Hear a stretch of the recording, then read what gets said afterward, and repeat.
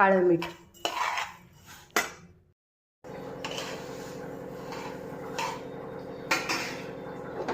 अशा प्रकारे आपला मुखवास तयार झाला.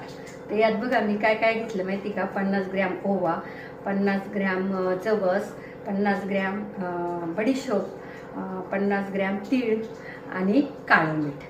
तर हे जेवणानंतर आहे ना, एक अर्धा चमचा पाऊण चमचा रोज सकाळ संध्याकाळ खाल्ल्याने की पोटही साफ राहतं आणि पोटाचे विकारही दूर होतात.